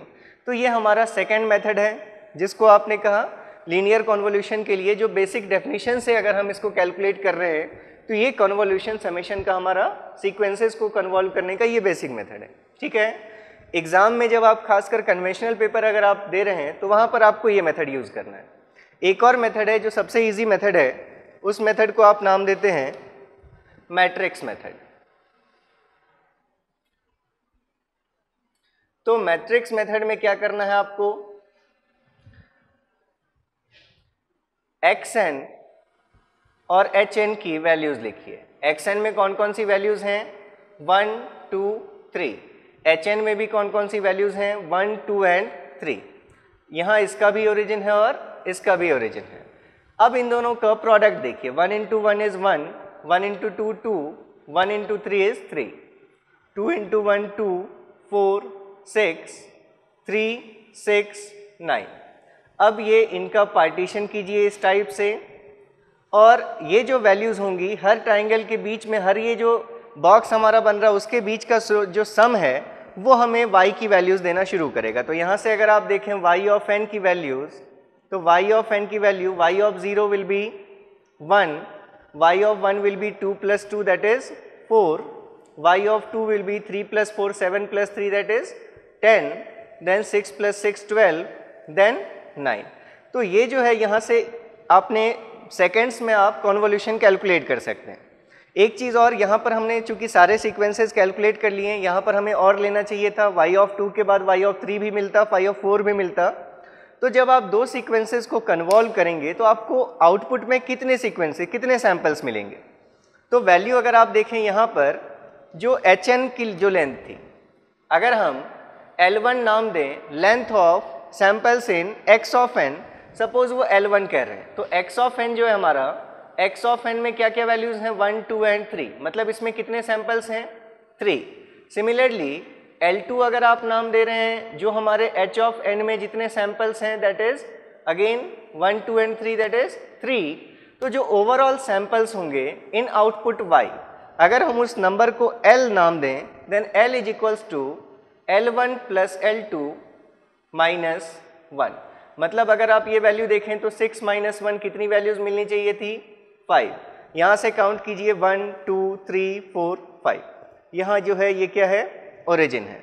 तो कभी भी अगर आप दो सीक्वेंसेस को कन्वॉल्व करेंगे, इंडिविजुअल सीक्वेंसेस का लेंथ अगर L1 और L2 है, तो जो रिजल्टेंट वैल्यू आएगी उसकी जो लेंथ होगी that will be linear convolution के लिए L1 + L2 - 1 that will B 5। तो मैट्रिक्स मेथड में एक चीज़ जो आपको ध्यान रखनी है कि ओरिजिन को बैलेंस कर लें अगर हम, तभी हमें समझ में आएगा कि जो आउटपुट की वैल्यू आई है उसकी ओरिजिन पे क्या वैल्यू है। जैसे सपोज अगर हमारे पास ऐसा सीक्वेंस होता x of n is equals to 1 2 3 4, origin हमारा 2 पर गिवन है और कुछ भी वैल्यू ले सकते हैं हम। सपोज हमने h ऑफ n ले लिया दैट इज 1 2 2 1, इसमें यहाँ आपको 2 पर ओरिजिन अगर गिवन है। अगर आप मैट्रिक्स मेथड से इसको सॉल्व करते तो यहाँ पर आपने सपोज ये x ऑफ n और ये h ऑफ n के लिए आपने कॉलम्स लिए, ठीक है। तो अब x ऑफ n में अगर हम देखें तो ओरिजिन के पहले कितनी वैल्यूज़ हैं, सिर्फ एक वैल्यू है, और h ऑफ n में ओरिजिन के पहले कितनी वैल्यू है 2 वैल्यू है। तो जब आप यहाँ वैल्यूज़ लिख रहे हैं तो उस टाइम में आप इसमें एक 0 लगाकर टोटल सीक्वेंस को हम बैलेंस कर रहे हैं। मतलब ओरिजिन के पहले और ओरिजिन के बाद में अगर हम सीक्वेंस को बैलेंस कर लें तो इस x ऑफ n को हम ऐसे भी लिख सकते हैं 0 1 2 3 4, और ओरिजिन कहाँ पर है हमारा, इस 2 पर ओरिजिन है। इसमें भी ओरिजिन के पहले 2 वैल्यूज़ हैं, इसमें अब करने की ज़रूरत नहीं है 1 2 2 1। लेकिन ओरिजिन के बाद अगर हम देखें ये चीज़ मैंडेटरी है, ओरिजिन के बाद आप चाहें तो करें या ना करें उससे फ़र्क नहीं पड़ता। लेकिन फिर भी अगर देखें हम यहाँ पर 2 वैल्यूज़ हैं, इसमें एक ही वैल्यू है, तो सपोज हमने एक 0 लगा दिया, ठीक है। अब यहाँ पर जो ओरिजिन है वो किस पॉइंट पर है, इस 2 पर ओरिजिन है 1 2 2 1, ठीक है। अब करस्पॉन्डिंग वैल्यूज़ को मल्टीप्लाई करें तो 0 1 2 3 4 0 2 4 6 8 0 2 4 6 8 1 0 1 2 3 4 एंड इट विल बी 0 0 0 0 0, ठीक है। फिर इनके पार्टीशंस बनाइए, first second third fourth fifth sixth 7 8 9, ठीक है।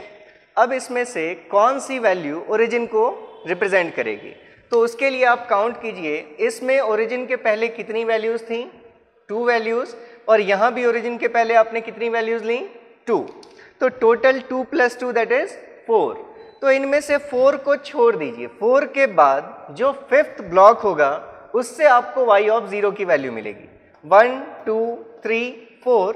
इसको छोड़ने के बाद यहाँ से जो वैल्यू आपको मिलेगी इस वाले ब्लॉक से, ये क्या होगा हमारा, ये हमें y ऑफ 0 देगा। मतलब इसके पहले वाली चीज़ हमें क्या देगी y ऑफ -1 देगी। इसके पहले वाले से यहाँ से क्या मिलेगा, y ऑफ -2, इस वाले से क्या मिलेगा, y ऑफ -3, और ये वाली चीज़ जो है ये आपको क्या देगी, y ऑफ -4। ऐसे ही अगर 0 के बाद देखें, मतलब यहाँ से क्या मिलेगा, y ऑफ 1, ये वैल्यू आपको देगी y of 2, again y of 3, और ये वैल्यू y ऑफ 4। तो अब अगर आप वैल्यूज़ देखें तो y ऑफ n की जो वैल्यू होगी, y ऑफ n की वैल्यूज़ आप पहले ऐड कर लीजिए, 0 देन 1, 0 1, 2 + 2 दैट इज 4, फिर 2 + 4 6 + 3 9, 1 + 4 5 + 6 11 + 4 that is 15, 5 + 6 11 + 4 15, then 2 + 6 8 + 8 16, then 3 + 8 11, then 4 and 0। ठीक है, अब ओरिजिन पर कौन सी वैल्यू है, 1 2 3 4 को छोड़कर जो फिफ्थ वैल्यू थी वो हमने देखा ओरिजिन की वैल्यू देगी, क्योंकि ओरिजिन से पहले इसमें भी 2 हैं और इसमें भी 2 सैंपल्स हैं। तो 2 + 2 4 को छोड़कर जो फिफ्थ वैल्यू होगी हमेशा वो आपको क्या देगी, ओरिजिन। मतलब 1 2 3 4 छोड़ दीजिए, जो 15 है ये आपका क्या होगा, यहाँ ओरिजिन होगा, मतलब ये y ऑफ 0 है। फिर से अगर आप देखें इस सैंपल, इसमें अगर आप देखें टोटल लेंथ कितनी थी इसकी, 1 2 3 4 इसमें सैंपल्स थे, और 1 2 3 4 इसमें सैंपल्स हैं। ठीक है, तो टोटल जो सैंपल्स होने चाहिए थे वो कितने होने चाहिए थे, 4 + 4 8 -1 दैट इज 7 हमारे पास वैल्यूज होनी चाहिए थी। तो 1 2 3 4 5 6 7 ये आपको वैल्यूज दिख रही हैं, ये हमने बैलेंस करने के लिए लिया था। ये वैल्यूज जो हैं वो हमारी कितनी आई हैं, 0। ठीक है, तो ये हमारा आउटपुट सीक्वेंस है। अब इसी को एक बार और आप कर लें, अगर हम इन्हीं दो सीक्वेंसेस को बाय डेफिनेशन अगर कन्वॉल्व करते, अगर हम इस फॉर्मूले से कन्वॉल्व करना चाहते कि y of n is to summation k is to -∞ to ∞ x of k h of n minus k। ठीक है, तो इसके लिए आपने क्या देखा, किसी भी एक को एज इट इज लिखिए, मतलब x ऑफ k को हमने एज इट इज लिख दिया, सपोज 1 2 3 and 4। अब हम डायरेक्ट लिख रहे हैं, ये 2 पर ओरिजिन है इसका, सॉरी, और दूसरे पर हम डायरेक्टली टाइम रिवर्सल ले लेते हैं। तो h ऑफ -k कैसा होगा, ये h ऑफ k ऐसा होता, k के रिप्रेजेंट में रिस्पेक्ट में, इस पर रिवर्सल ले लिया तो ओरिजिन पर तो वैल्यू 2 ही रहेगी। ओरिजिन के बाद जो वैल्यू थी 1 वो वैल्यू ओरिजिन के पहले आ गई, और ओरिजिन के जो पहले वैल्यूज थी 2 और 1 वो ओरिजिन के बाद आ गई। तो अब अगर आप इनको डायरेक्टली यहीं मल्टीप्लाई कर देंगे तो आपको कौन सी वैल्यू मिलती है, y ऑफ 0। तो y ऑफ 0 की वैल्यू क्या होगी, 1 × 1 that is 1, plus 2 × 2 that is 4, 3 × 2 that is 6, and plus 4 × 1 that is 4। Value देखिए, 4 + 1 5 + 6 11 + 4 दैट इज = 15। तो ये हमारा y ऑफ 0 यहाँ से, और y ऑफ 0 आपने जो बोला 15 वो यहाँ से, ये दोनों वैल्यूज जो हैं वो सेटिस्फाई कर रही हैं। अब अगर आपको y ऑफ 1 निकालना होता तो y ऑफ 1 के लिए आप लिखते एक्सप्रेशन को, मैं डायरेक्टली अगर लिखूँ यहाँ पर, तो x में तो आपको कुछ चेंजेस नहीं करने, x of k as it is लिखना है, दैट इज 1 2 3 and 4, 2 पर ओरिजिन। और h में अब आपको जिस पर आपने रिवर्सल लिया है, अगर आप y ऑफ 1 फाइंड करना चाहते हैं, मतलब पॉजिटिव n के लिए, तो इसको किधर शिफ्ट कीजिए, राइट हैंड साइड। अगर इसको एक बार राइट हैंड साइड शिफ्ट कर देंगे तो ओरिजिन पर क्या वैल्यू हो जाएगी, 1। मतलब अब ओरिजिन पर जो वैल्यू है दैट इज 1, और ओरिजिन के पहले अब कोई वैल्यूज नहीं है तो ये वैल्यू 0। इसके बाद जो वैल्यूज हैं दैट इज 2 2 and 1, 2 2 1, इसमें नहीं है, यहाँ 0 लिख सकते हैं। तो ये h ऑफ 1 - k है ये हमारा, that is equals to this. तो इसलिए अब अगर आप यहाँ से इन दोनों को मल्टीप्लाई करते तो आपको क्या मिलता, y ऑफ 1 मिलता। मल्टीप्लाई कीजिए, 0 + 2 + 6 + 8 + 0 that is equals to what, 6 + 2 8 और 8 + 8 दैट इज 16। तो जो हमारा y ऑफ 1 था 16 यहाँ से भी आ रहा है, और 16 ये वैल्यू यहाँ से भी आ रही है।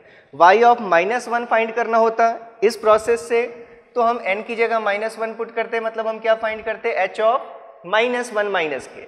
तो उसके लिए जिस पर टाइम रिवर्सल लिया अब उसको किधर शिफ्ट करते, सीक्वेंस को लेफ्ट हैंड साइड शिफ्ट करते हैं, मतलब ये origin right hand side shift होकर कहाँ आ जाती, 2 पर। तो इस तरह से आप इसको बाय डेफिनेशन कन्वॉल्व कर सकते हैं।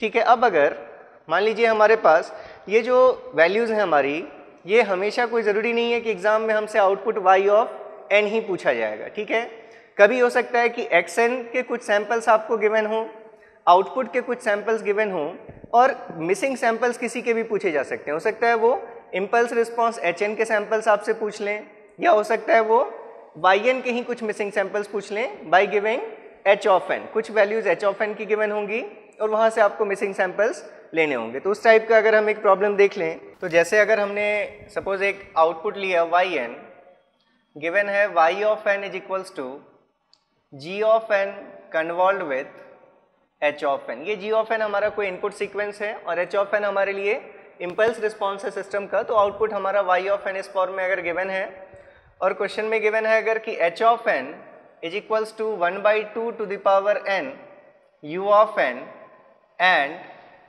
g ऑफ n के बारे में आपको यहाँ गिवन है कि g of n is a causal sequence. Causal sequence means right sided sequence है, 0 के बाद बस एग्जिस्ट कर रहा है, ये हमारा कॉजल सीक्वेंस है। ठीक है, अब यहाँ पर आपको कंडीशंस गिवन है कि y of 0 is equals to 1 and y of 1 is equals to 1/2। तो पूछा गया है कि find g of 1 will be what. ठीक है, फिर से आप दो मेथड्स को यूज़ कर सकते हैं। यहाँ पर अगर हम देखें h ऑफ n, ये भी हमारा एक कॉजल सीक्वेंस है। ठीक है, h ऑफ n भी कॉजल है क्योंकि यहाँ पर भी u ऑफ n लगा हुआ है सिग्नल में। अब इसकी वैल्यू क्या होगी, अगर हम h ऑफ 0 देखते तो ये तो वैल्यू 0 के बाद डिफाइन होगा, बस ये बताने के लिए है u ऑफ n। वैल्यू कितनी होती है, अगर हम h ऑफ n के लिए सीक्वेंस लिखना चाहते तो 1/2 का पावर 0, मतलब ये वैल्यू 1, 1/2, 1/4, 1/8, इस टाइप की हमें ये वैल्यूज़ मिलती किसमें, h ऑफ n में, जिसमें ओरिजिन पर वैल्यू कितनी है 1, और उसके पहले कोई वैल्यू नहीं होगी क्योंकि ये सीक्वेंस में क्या लगा हुआ है, u ऑफ n लिखा हुआ है। ठीक है, तो ये हमारा एक कॉजल सीक्वेंस है। g ऑफ n जिसके साथ कन्वॉल्व कर रहे हैं वो भी क्या हमारा एक कॉजल सीक्वेंस है। तो अगर हमने मान लिया कि g ऑफ n में हमारे पास इस टाइप के सैंपल्स हैं, g of 0, g of 1, g of 2, इस टाइप की वैल्यूज़ होंगी, ये भी कॉजल है। इसलिए हम क्या कर रहे हैं, सिर्फ 0, 1, 2 ये वैल्यूज़ हम शो कर रहे हैं, g ऑफ -1 हमने नहीं लिखा क्योंकि इसमें भी क्या है, ये कॉजल सीक्वेंस है, तो सिर्फ n ग्रेटर देन 0 के लिए ही एग्जिस्ट करेगा। आपको आउटपुट की वैल्यूज़ बता दी गई हैं। तो अगर हम मैट्रिक्स मेथड को यूज़ करते, सपोज ये हमने h ऑफ n और g ऑफ n की वैल्यूज़ लिखी। h ऑफ n में जो वैल्यू होगी ओरिजिन पर वो क्या होगी 1, 1 पर जो वैल्यू होगी वो क्या होगी 1/2, फिर 1/4, 1/8 एंड सो ऑन। ऐसे ही जो g ऑफ n में वैल्यूज़ होंगी, इन वैल्यूज़ को सपोज हमने g of 0, g of 1, g of 2, ये अगर हम ऐसा लिख लें, ठीक है, इसके बाद भी वैल्यूज़ होंगी। हमें सिर्फ क्या फाइंड करना है, g ऑफ n फाइंड करना है, g ऑफ 1 फाइंड करना है। ओरिजिन दोनों सैंपल्स का सेम है, फर्स्ट पॉइंट पर ओरिजिन है, मतलब जो फर्स्ट सैंपल होगा वो y ऑफ 0 मिलेगा, जो सेकंड बॉक्स आएगा उससे हमें क्या मिलेगा, y ऑफ 1 मिलेगा। तो अगर आप यहाँ मल्टीप्लाई करते हैं इनको तो क्या वैल्यू मिलती, g of 0 into 1, that will B g of 0, 1/2 g of 0, 1/4 g of 0 and so on, 1/8 g of 0। ये सभी जो सीक्वेंसेस होंगे यहाँ के वो सब किससे मल्टीप्लाइड हो जाएंगे, g ऑफ 0 से। यहाँ वैल्यूज़ जो होती वो g of 1, 1/2 g of 1, 1/4 g of 1 and so on. ये वैल्यूज़ हमारी इस टाइप से आती जाती 1/8 g ऑफ 1। अब हमें सिर्फ g ऑफ 1 फाइंड करना है, तो हम जब इसका पार्टीशन करते तो कैसे करते, ये फर्स्ट, ये सेकेंड, इस टाइप से आप वैल्यूज़ लेते, ये वैल्यू यहाँ से आती, ये यहाँ पर लेकर के वो 3। हमें सिर्फ फाइंड करना है g ऑफ 1। तो अब अगर हम वैल्यू देख लें यहाँ से, तो ये जो हमने पार्टीशंस किए इससे हमें क्या दिख रहा है, y ऑफ 0 इज व्हाट, जो y ऑफ 0 फर्स्ट सैंपल होता y ऑफ 0, उसकी वैल्यू कितनी है g ऑफ 0, और y ऑफ 0 हमें गिवन है क्वेश्चन में कितना 1, तो देयरफॉर हमें पहली वैल्यू पता चल गई कि g ऑफ 0 की जो वैल्यू होगी वो क्या होगी, 1 होगी। नेक्स्ट अगर हम देखें y ऑफ 1, तो जो सेकंड बॉक्स होता, ये जो बॉक्स का टोटल सम होगा वो हमें क्या देगा, y ऑफ 1। तो y ऑफ 1 की वैल्यू यहाँ से देखकर क्या पता चल रही है हमें, g of 1 plus 1/2 times g of 0, ये वैल्यू है हमारे y ऑफ 1 की। और y ऑफ 1 की value that is equals to, ये हमें गिवन है y ऑफ 1 की वैल्यू कितनी है, 1/2 ये गिवन है, that is equals to g of 1 ये हमें फाइंड करना था, और प्लस 1/2 इंटू g ऑफ 0 हमने फाइंड किया दैट इज 1, तो 1/2 इंटू 1 दैट इज 1/2। तो यहाँ से अगर हम देखें तो 1/2 माइनस 1/2 0 हो जाएगा, इसलिए g ऑफ 1 की वैल्यू हमने फाइंड कर ली, ये g ऑफ 1 की वैल्यू हमें कितनी मिल गई, 0, ये हमारा आंसर हो गया। तो एक मेथड तो ये है। अगर हम इसी को बाय डेफिनेशन सॉल्व करना चाहते हैं, सपोज अब हमारे पास हम जानते हैं y ऑफ n की जो वैल्यू होती है that is what, summation k is equals to minus infinity to infinity. अगर x के और h के टर्म्स में लिखते हैं, यहाँ पर x की जगह पर g गिवन है, तो हम क्या लिख सकते हैं, g of k into h of n minus k। अब आपको गिवन है कि जो सीक्वेंस gn है वो कॉजल है, मतलब वो 0 के बाद ही स्टार्ट होगा। तो अगर 0 के बाद ये सीक्वेंस स्टार्ट हो रहा है तो ये प्रोडक्ट भी 0 के पहले 0 होगा, और ये भी हम जानते हैं ये भी हमारा क्या है, सीक्वेंस 0 के बाद ही डिफाइंड है। 1/2 to the power n un hn भी हमारा कॉजल है। तो इसलिए जो लोअर लिमिट है उस लोअर लिमिट को चेंज करके हम क्या लिख सकते हैं, summation k is equals to 0 to infinity g of k into h of n minus k। ये किसकी वैल्यू है, y ऑफ n की वैल्यू है। अब गिवन कंडीशंस को यूज कीजिए, आपके पास गिवन है y of 0 is equals to 1, ठीक है। तो अगर हम यहाँ से y ऑफ 0 देखते तो y ऑफ 0 की वैल्यू क्या होती, summation k is equals to 0 to infinity g of k into, यहाँ अगर आपने n की जगह 0 पुट कर दिया तो h ऑफ माइनस k, ये ऐसी वैल्यू हमें मिलती। अगर हम इस समेशन को ओपन करते तो इस समेशन को ओपन करने पर क्या वैल्यू मिलती, g of 0 into h of 0 plus g of 1 into h of minus 1 plus g of 2 into h of minus 2 and so on. अब देखिए जो h ऑफ माइनस 1 होगा, हमने अभी देखा जो हमारा h ऑफ n सीक्वेंस है उसमें n की सिर्फ पॉजिटिव वैल्यूज के लिए है, मतलब ये जो सीक्वेंस है ये नेगेटिव के लिए डिफाइंड नहीं है। अगर हमसे पूछा जाता है h ऑफ 2 तो हम कह सकते थे h ऑफ 2 की वैल्यू होगी 1/4, h ऑफ 3 की वैल्यू होगी 1/8। लेकिन अगर कभी पूछें h of minus 1 that will B 0, h of minus 2 that will B 0।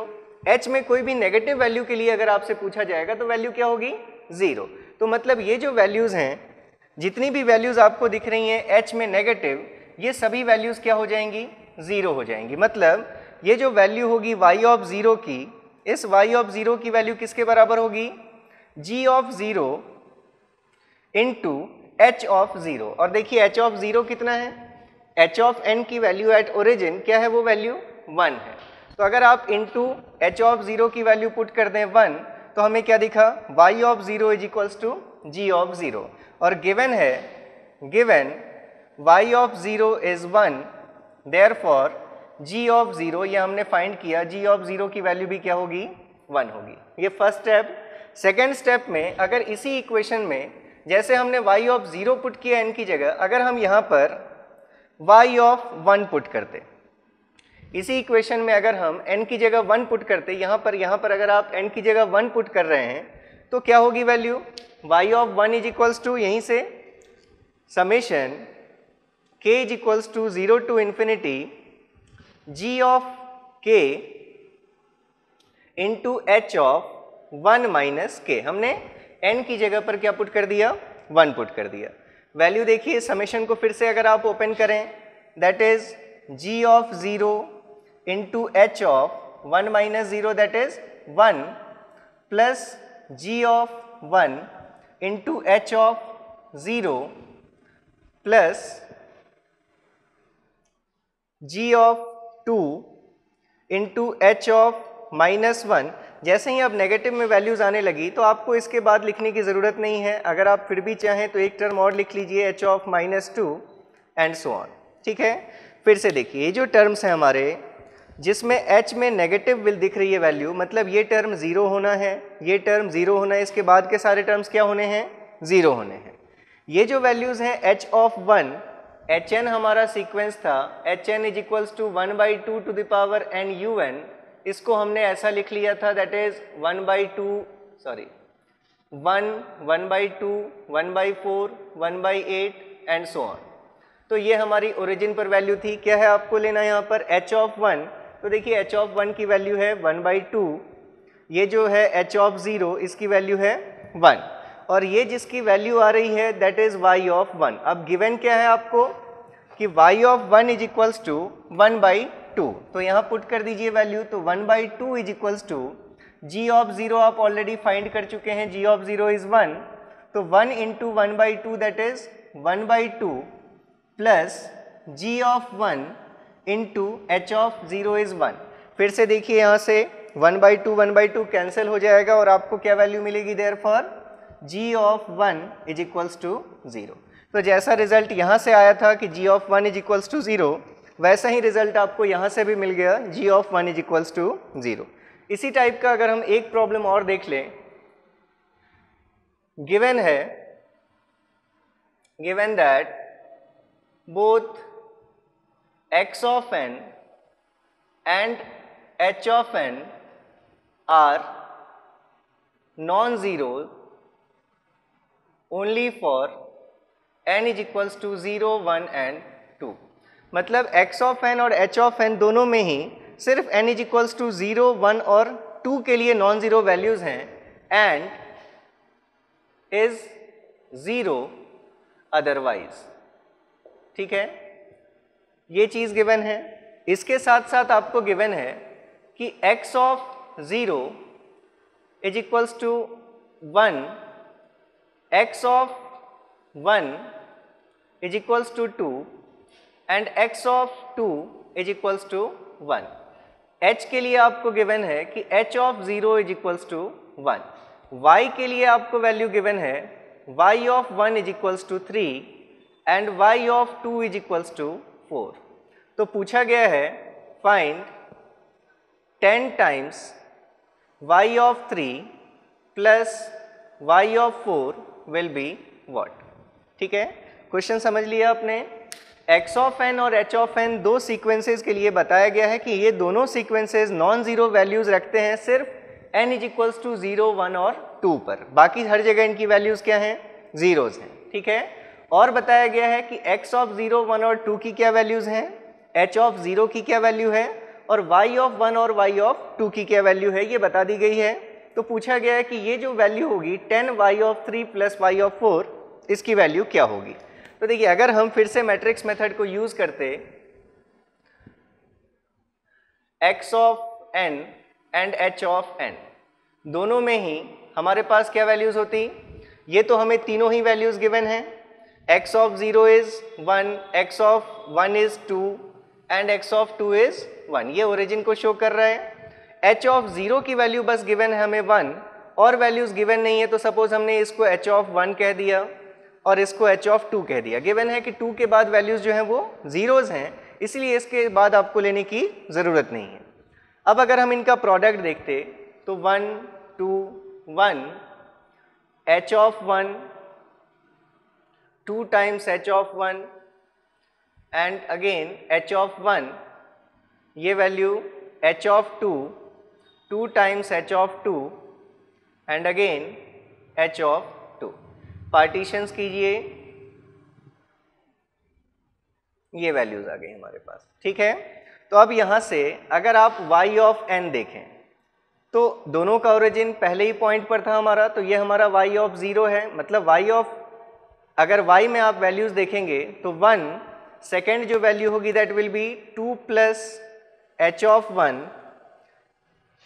y of 2 की वैल्यू ये ओरिजिन को शो कर रहा है, y ऑफ 2 की value h of 2 plus 2 times h of 1 and plus 1, फिर उसके बाद ये value h of 2 times h of 2 plus h of 1 और फिर उसके बाद ये वैल्यू h ऑफ 2। मतलब ये y ऑफ 0 है, ये y ऑफ 1 है, ये y ऑफ 2 है, ये y ऑफ 3 है और ये y ऑफ 4 है। अब आपके पास जो वैल्यूज़ गिवन हैं उनसे आप कंपेयर कीजिए और जो भी अननोन वैल्यूज़ हैं वो आप फाइंड कर सकते हैं। जैसे हमारे पास गिवन है कि y of 1 is equals to 3, ये हमारे पास गिवन है y of 1 is equals to 3। यहाँ से y ऑफ 1 अगर हम देखें तो 2 प्लस h ऑफ 1 इसकी वैल्यू होनी चाहिए 3। देयरफॉर यहाँ से हमने फाइंड कर लिया कि h ऑफ 1 की जो वैल्यू होनी चाहिए that is 3 minus 2 that is equals to 1। ये हमने एक चीज़ फाइंड कर ली। फिर से हमारे पास गिवन है कि y of 2 is equals to 4। y of 2 की value y of 0, y of 1, y of 2, ये हमारा y ऑफ 2 है। मतलब h of 2 plus 2 times h of 1 and plus 1 इसकी वैल्यू है 4। h ऑफ 2 अननोन है, प्लस 2 इंटू एच ऑफ 1 की value हमारे पास हमने फाइंड की 1 that is 2 plus 1 is equals to 4। तो देयरफॉर h ऑफ 2 की जो वैल्यू हो जाएगी that will be 4 minus 3 that is equals to 1। हमने h1 फाइंड किया वो भी 1 मिल गया, h2 फाइंड कर लिया वो भी वैल्यू 1 मिल गई।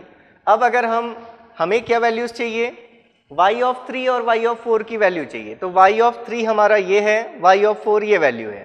तो नाउ y ऑफ 3 की वैल्यू क्या हो जाएगी 2h of 2 plus h of 1 that is equals to, आपको पता है h ऑफ 2 की वैल्यू 1, h ऑफ 1 की वैल्यू भी 1, तो 2 plus 1 that is equals to 3 and y of 4 is equals to h of 2 which is equals to 1।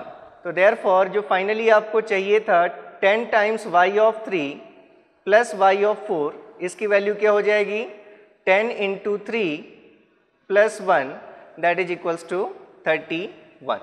ठीक है, तो ये हमारे पास इस टाइप से आप जो भी मिसिंग सैंपल्स हैं, या वो सैंपल्स xn के मिसिंग हों, hn के मिसिंग हों या yn के मिसिंग हों, उनको फाइंड करने के लिए हमने ये देखा हम किसी भी मेथड से कर सकते हैं। इस मेथड से भी फाइंड कर सकते हैं, मैट्रिक्स मेथड से भी कर सकते हैं, लेकिन मैट्रिक्स मेथड ईजी है।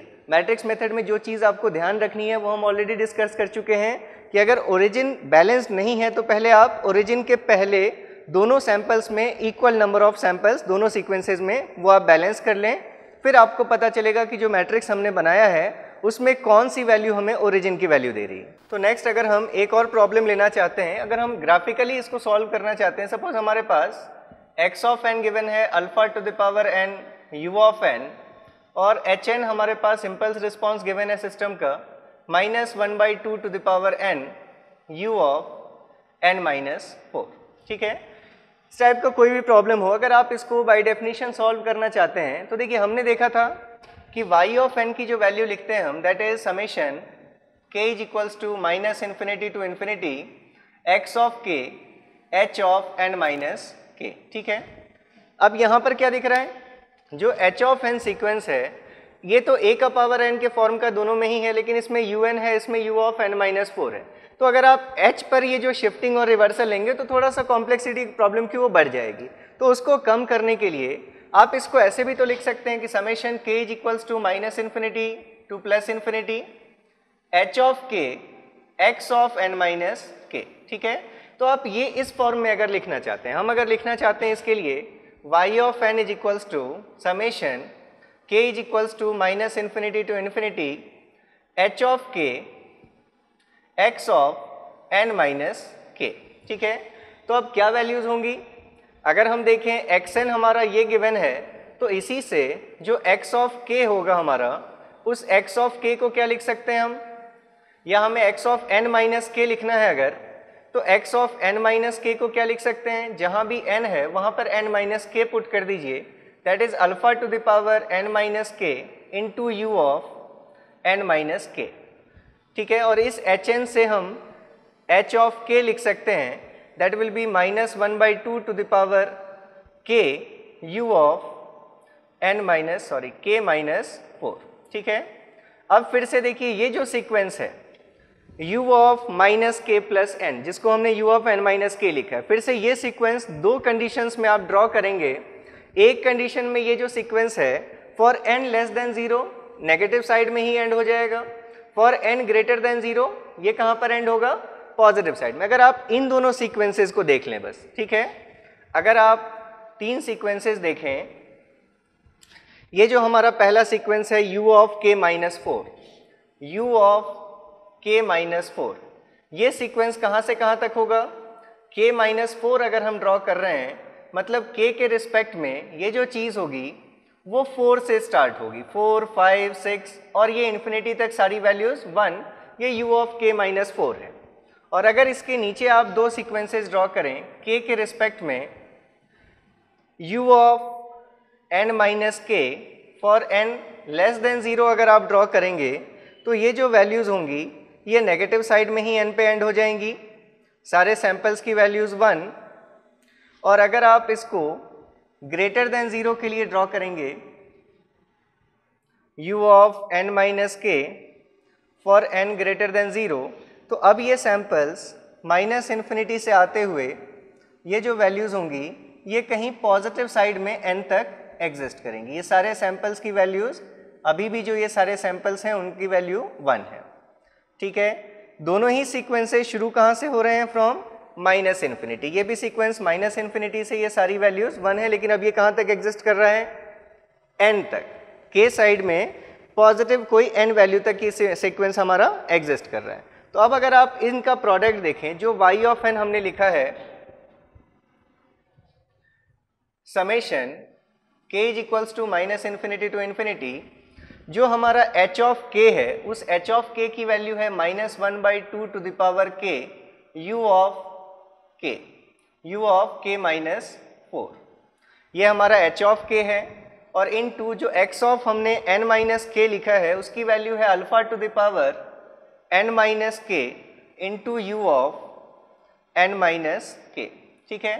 अब यहाँ से हमने देख लिया कि ये जो सीक्वेंस है ये सीक्वेंस कहाँ से कहाँ तक है, माइनस इन्फिनिटी से लेकर k की वैल्यू n तक है, जहाँ पर n अपने आप में क्या है, नेगेटिव है, ठीक है।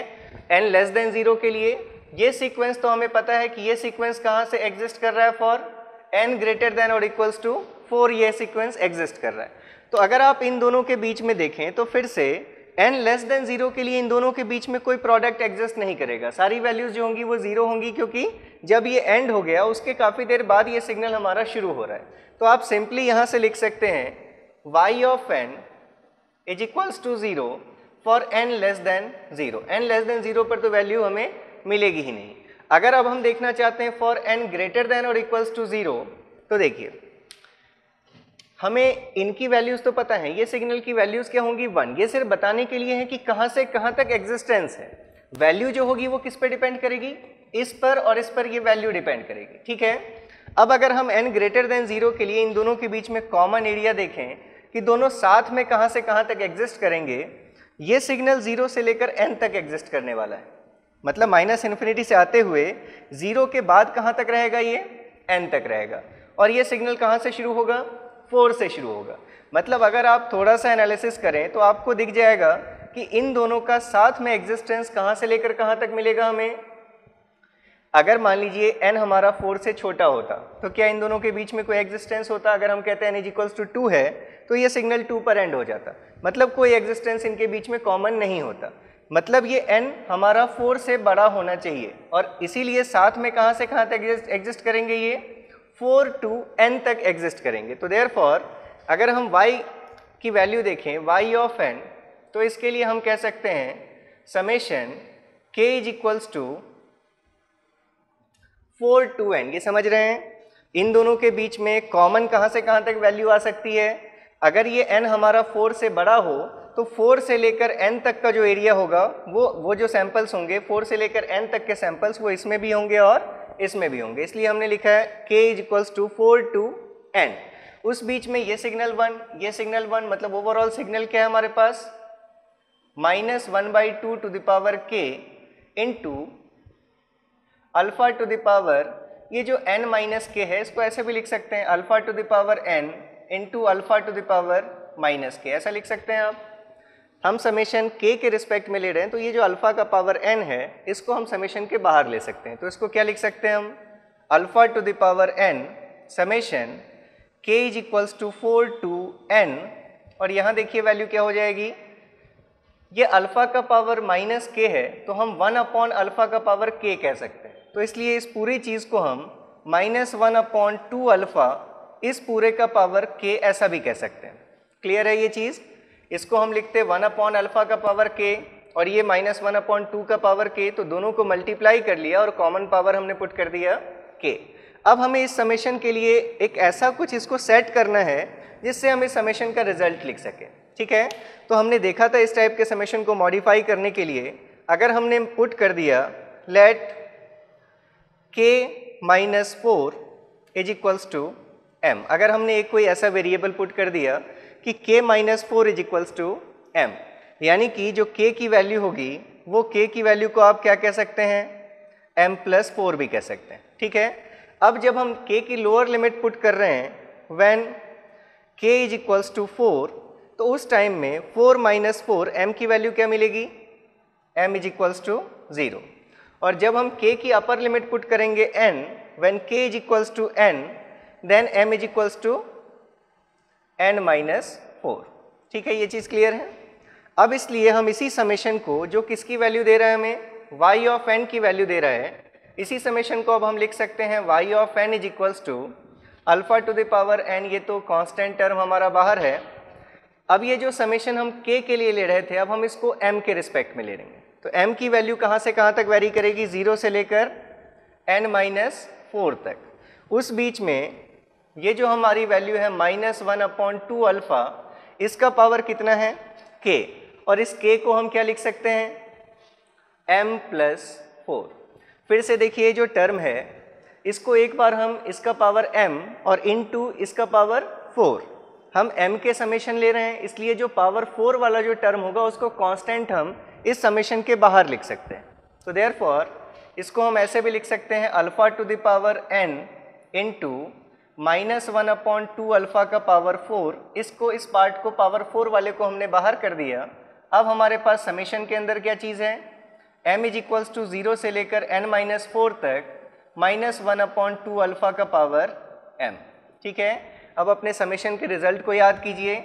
अगर कहीं ऐसा होता है summation n is equals to 0 to finite value n a to the power n, तो इसकी वैल्यू हम लिखते हैं 1 minus a to the power n plus 1 upon 1 minus a, provided a is less than 1। तो यहाँ पर ऐसा ही टर्म है, अगर हम कहें कि ये जो वैल्यू है समेशन 0 टू n माइनस 4, अगर इस n माइनस 4 को आप n कह दें तो इसलिए समेशन की वैल्यू क्या होगी, देखिए इसको और क्या लिख सकते थे हम, ये अल्फा का पावर n है और यहाँ से अल्फा का पावर कितना है -4, तो हम यहाँ पर ऐसे भी लिख सकते थे इसको अल्फा का पावर n माइनस 4 इंटू -1/2 का पावर 4, और इंटू इस समेशन की अब हम बात कर रहे थे इसको हम लिख सकते हैं 1 माइनस a की जगह पर ये जो भी चीज़ है -1 अपॉन 2 अल्फा, इसका पावर n प्लस 1, मतलब ये जो वैल्यू है n माइनस 4 इससे 1 प्लस अपॉन 1 माइनस a, और a की जगह पर है -1 अपॉन 2 अल्फा। ये हमारा फाइनल रिजल्ट है।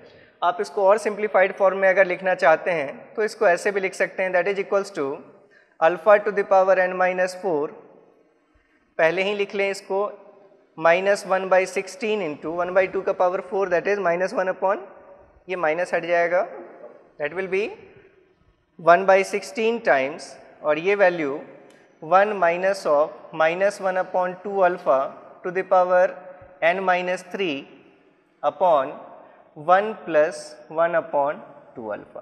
तो ये हम इस टाइप से ग्राफिकल कन्वोल्यूशन लेते हैं। ठीक है, तो आप देखिए अभी तक हमने कंटिन्यूस टाइम के लिए किया, एक आप क्वेश्चन घर पे प्रैक्टिस कर लेना। सपोज इस टाइप का अगर कोई क्वेश्चन गिवन हो कि x of n is equals to e to the power j pi n upon 4, और h ऑफ n की value it is equals to -2√2 for n is equals to -1 and +1, it is equals to